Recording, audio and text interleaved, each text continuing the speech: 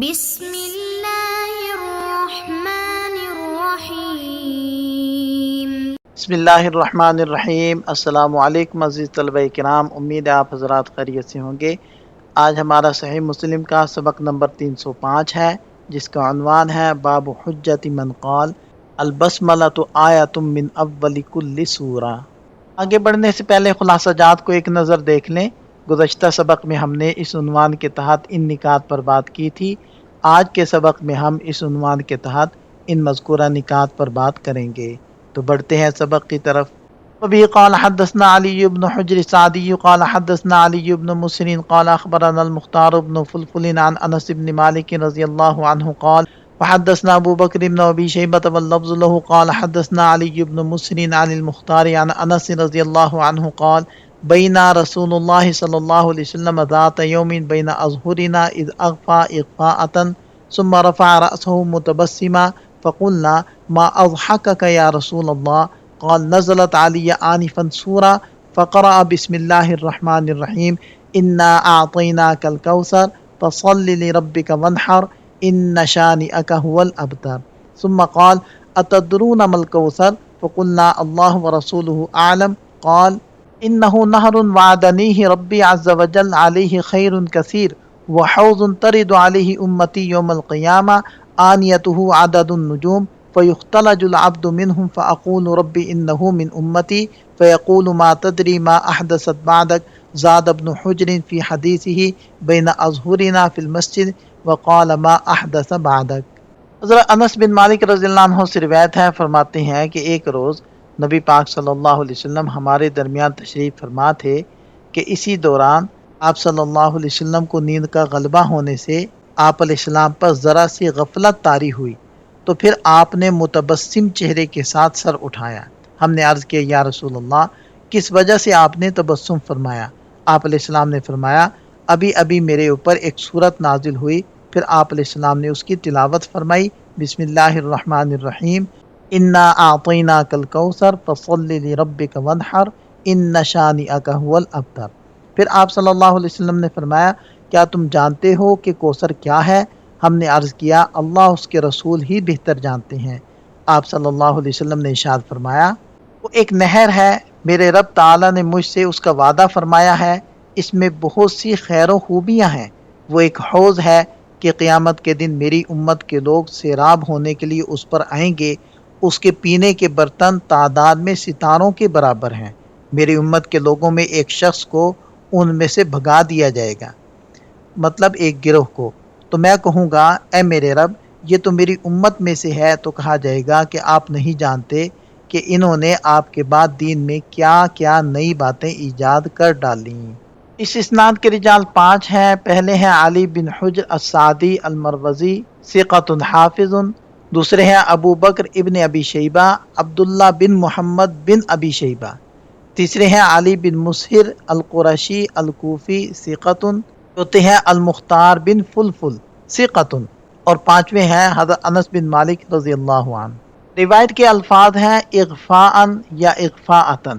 علامہ نووی جیسے جلیل القدر محدثین کے نزدیک اس سے مراد نیند یا اونگ کی وہ مخصوص کیفیت ہے جو عموماً نزول وحی کے وقت نبی پاک صلی اللہ علیہ وسلم پر طاری ہوا کرتی تھی۔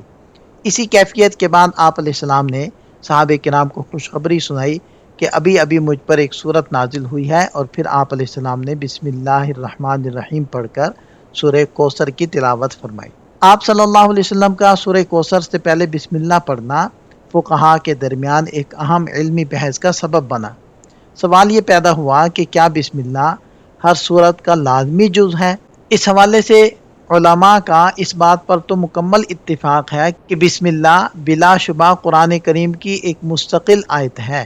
چونکہ سورۃ النمل کے اندر موجود بسم اللہ کا قرآنی آیت ہونا تو سب کے نزدیک متفق علیہ ہے، اس لیے اصل اختلاف اس بات پر ہوا کہ کیا بسم اللہ کو ہر سورت کا باقاعدہ حصہ سمجھا جائے گا یا صرف 2 سورتوں کے درمیان فرق کرنے کے لیے یہ نازل ہوئی ہے۔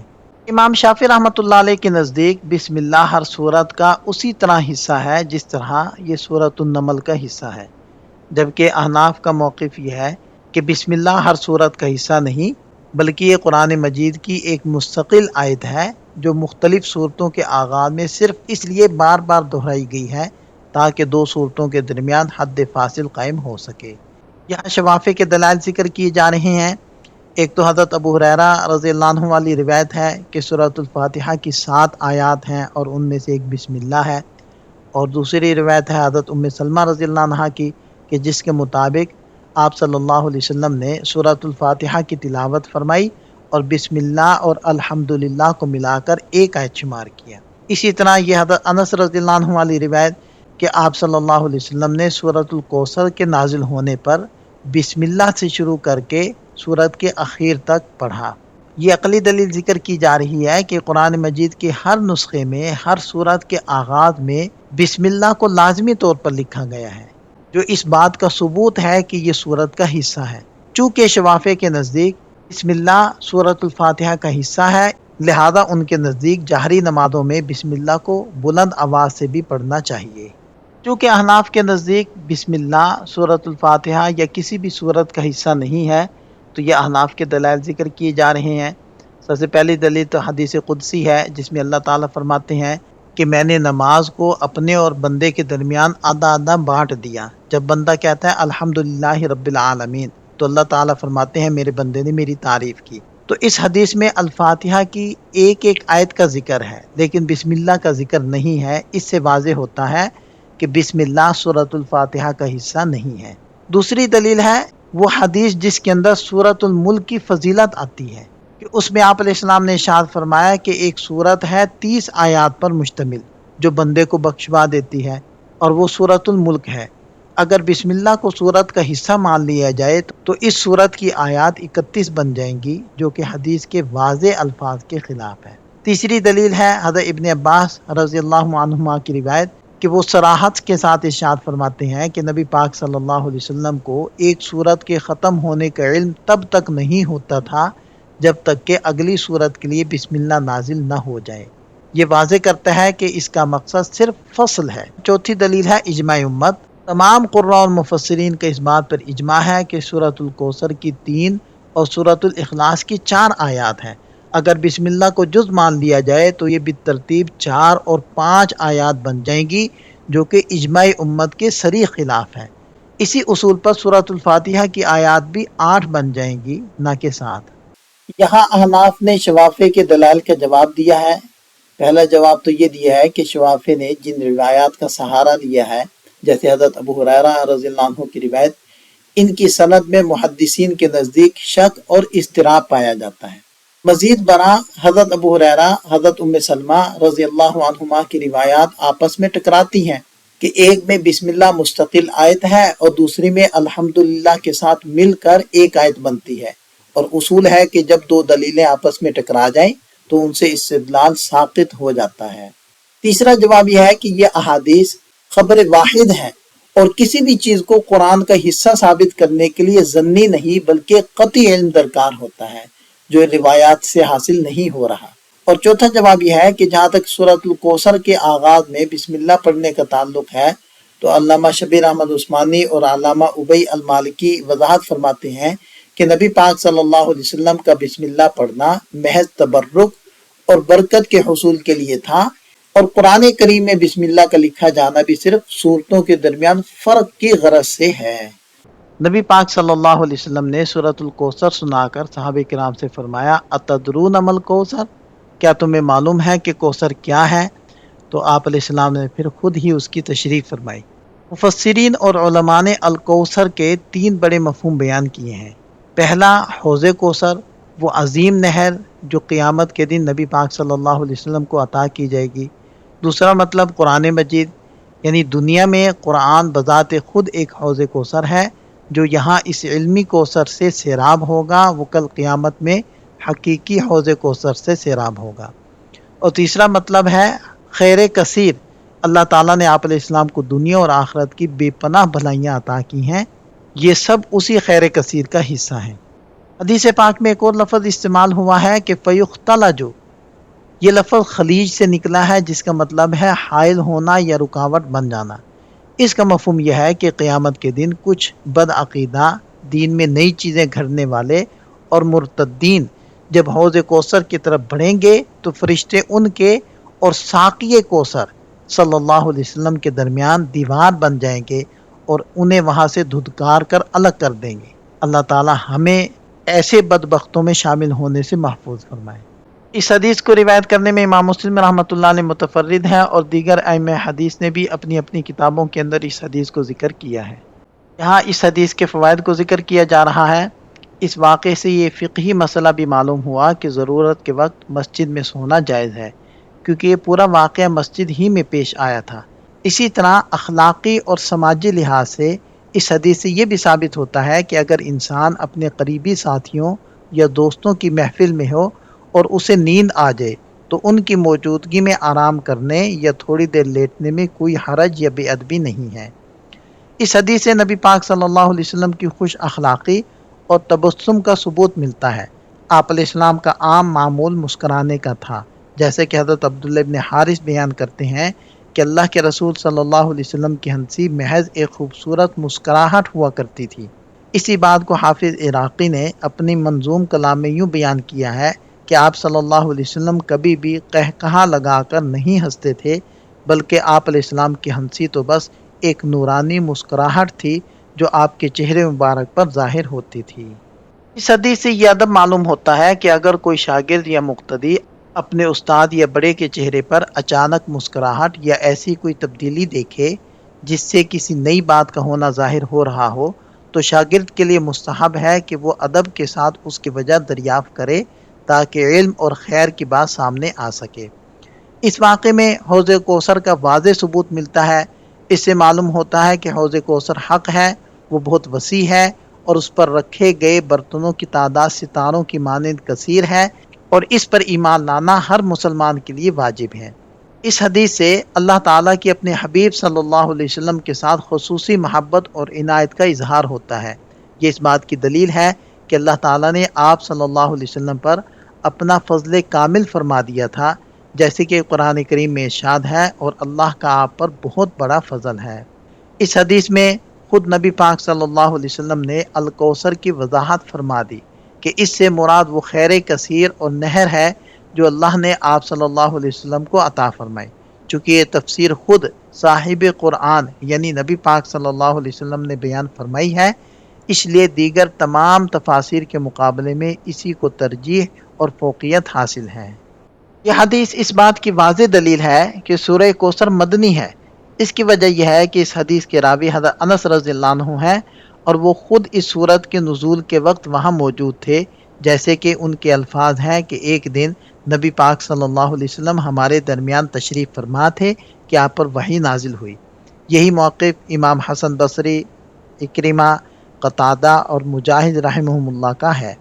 اس حدیث میں ان لوگوں کے لیے سخت ڈراوا اور وعید ہے جو نبی پاک صلی اللہ علیہ وسلم کی سنت کو بدل دیتے ہیں یا دین میں ایسی نئی چیزیں نکالتے ہیں جن کی اللہ نے اجازت نہیں دی۔ ایسے لوگوں کو قیامت کے اس سخت پیاس والے دن حوض کوثر سے دور کر دیا جائے گا جو کہ امت کے لیے جائے پناہ ہے۔ اللہ تعالی ہم سب کو بدعت سے بچائے اور حوض کوثر سے پانی پینے والوں میں شامل فرمائے۔ یہ بات ذہن نشین رہے کہ نبی پاک صلی اللہ علیہ وسلم کو جو کوثر عطا کی گئی ہے اس کی حقیقت اور تفسیر کے بارے میں مفسرین اور علماء کرام کے درمیان مختلف آراء پائی جاتی ہیں۔ ان اقوال کی کل تعداد 17 تک پہنچتی ہے، جن میں سے چند ایک ہم ذکر کرتے ہیں۔ پہلا قول یہ ہے کہ کوثر سے مراد جنت کی وہ مخصوص اور عظیم الشان نہر ہے جو اللہ تعالیٰ نے خاص طور پر اپنے پیارے نبی صلی اللہ علیہ وسلم کے لیے تیار فرمائی ہے۔ امام عطا رحمہ اللہ فرماتے ہیں کہ اس سے مراد وہ حوض ہے جہاں قیامت کے دن امتی آپ علیہ السلام کے پاس پانی پینے کے لیے آئیں گے۔ حضرت اکرمہ رحمہ اللہ کے نزدیک کوثر سے مراد وہ عظیم مقام نبوت اور کتاب یعنی قرآن ہے جو آپ علیہ السلام کو عطا کی گئی۔ امام حسن بصری رحمہ اللہ فرماتے ہیں کہ کوثر سے مراد خود قرآن کریم ہے، کیونکہ یہ سراپے خیر اور برکت ہے۔ حضرت مغیرہ رحمہ اللہ سے یہ قول منقول ہے کہ اس سے مراد دین اسلام کی نعمت ہے جو تمام نعمتوں سے بڑھ کر ہے۔ حضرت حسین بن فضل رحمہ اللہ کے نزدیک کوثر کا مطلب یہ ہے کہ اللہ تعالیٰ نے آپ علیہ السلام کی خاطر قرآن کے فہم کو آسان کر دیا اور پچھلی امتوں کے مقابلے میں آپ علیہ السلام کی شریعت کے احکامات میں نرمی اور تخفیف پیدا فرما دی۔ ساتواں قول یہ ہے کہ کوثر سے مراد آپ علیہ السلام کے ساتھیوں، مخلص غلاموں اور آپ کی امت کی وہ عظیم تعداد ہے جو کثرت میں تمام امتوں سے بڑھ جائے گی۔ یہ قول ابو بکر بن عیاش اور یمان بن رعاب سے لیا گیا ہے۔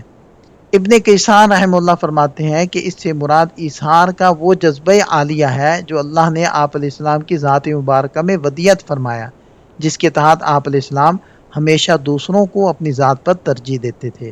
امام ماوردی رحمہ اللہ نے ایک قول یہ نقل کیا ہے کہ کوثر سے مراد آپ علیہ السلام کے ذکر کی بلندی ہے، یعنی پوری دنیا میں اذان، نماز اور ہر خطبے میں آپ علیہ السلام کا نام نامی اللہ تعالیٰ کے نام کے ساتھ بلند ہے۔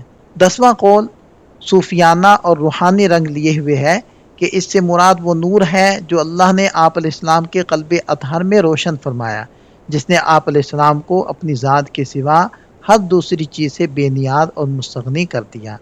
11واں قول یہ ہے کہ کوثر سے مراد شفاعت کبریٰ ہے، یعنی قیامت کے دن گنہگاروں کی بخشش کے لیے آپ علیہ السلام کو دیا جانے والا وہ خصوصی حق جس کا فائدہ پوری امت کو پہنچے گا۔ امام ثعلبی رحمہ اللہ کے مطابق اس سے مراد وہ بے شمار معجزات ہیں جو اللہ تعالیٰ نے آپ کو عطا فرمائے، جن کے ذریعے حق کو قبول کرنے والی سعید روحوں کو ہدایت ملی اور وہ آپ کی دعوت پر لبیک کہنے والے بنے۔ 13واں قول ہلال بن یساف رحمہ اللہ کا ہے۔ ان کے نزدیک کوثر سے مراد لا الہ الا اللہ محمد الرسول اللہ ہے، یعنی توحید اور رسالت کا وہ عظیم کلمہ جس پر دین کی پوری بنیاد ہے۔ 14ویں تفسیر یہ ہے کہ اس سے مراد الفقہ فی الدین ہے، یعنی شریعت کے اسرار و رموز اور احکامات کی گہری سمجھ بوجھ ہے جو اللہ نے اپنے نبی پاک صلی اللہ علیہ وسلم کو بدرجہ اتم عطا فرمائی۔ 15واں قول یہ ہے کہ کوثر سے مراد وہ 5 نمازیں ہیں جو معراج کے موقع پر آپ علیہ السلام کو تحفے میں دی گئیں، جو مومن کی معراج اور آنکھوں کی ٹھنڈک ہیں۔